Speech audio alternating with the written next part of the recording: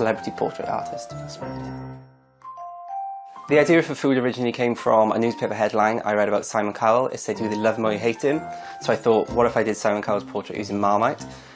So toast seemed an obvious canvas. I did the Marmite on Toast portrait of Simon, put it on YouTube, had an amazing response, and thought maybe there's something here. So I started relating loads of different materials to the celebrity.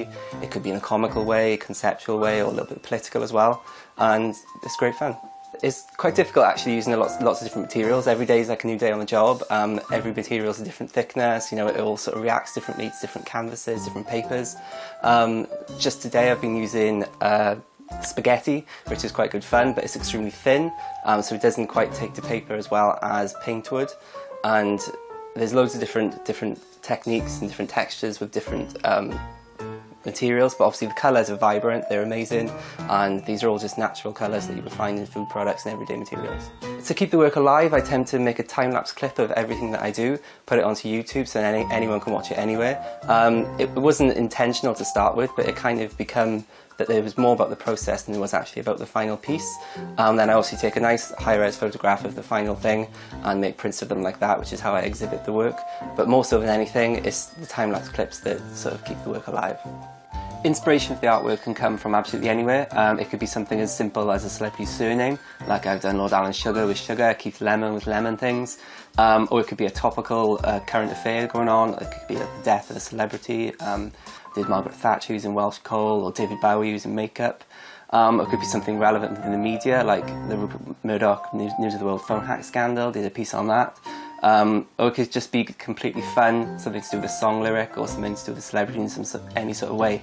It could be newspaper headlines that inspire me. It could be walking down the supermarket and I see a food material and think that could be that person. So inspiration could come from absolutely anywhere. I tend to sketch the portrait out first, so I know that it does look roughly like the person before I start the time lapse. I don't think it'd be very interesting for someone to be watching me mess up and make all my mistakes and things, so it's good for it to be a straight through good piece, and then I tend to add all the materials then at the end, and obviously where they're perishable is the photograph and the time-lapse clip, which keeps them alive. To create the work I still more often than not use a paintbrush, which is quite strange because you'd obviously consider paintbrush to be with paint, but I also use things like spoons and butter knives. I use knife for the Marmite to paint onto the bread, so it's a bit of a mixture between sort of the kitchen materials that you would think would be with food and the paintbrushes that you would think would be with art, so it is mixing all the things together. I think there's definitely an element of performance in the work, even just the time-lapse clips themselves. But I've performed on stages, I've done like pieces in under 5 to 10 minutes, sort of live pieces using clear glue, and then I throw glitter at them and the work pops out.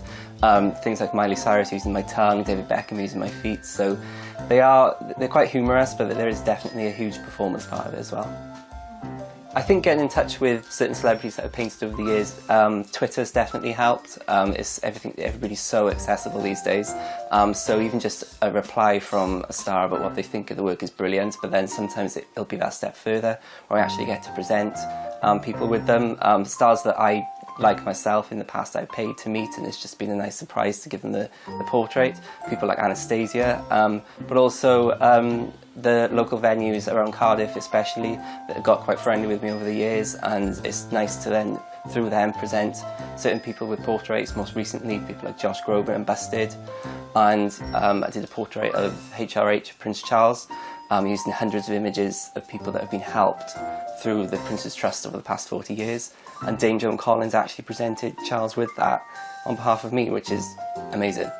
I don't know if I'd consider myself a celebrity as much as maybe the work. It's kind of that sort of Andy Warhol factor in a way, where the work has kind of overtaken everything, and a lot of people say to me, "Oh, you're in the paper again," or whatnot, but it tends to always be the same image of me but with a new piece of work. So I wouldn't necessarily class myself as a celebrity, but maybe the work itself, which is kind of what it's all about. It's that pop culture, it's the fast-paced world we live in, and it's the over-consumeration of stars and people within the media. I think next for me is definitely a few more exhibitions. I'm looking at certain venues at the moment within Cardiff and a couple in London as well to get a nice big show of my work. I've had a couple in the past, things like the Cardiff Story Museum, shopping centres, and even in the street, but I think the next big thing for me would definitely be exhibiting, and maybe a second book as well.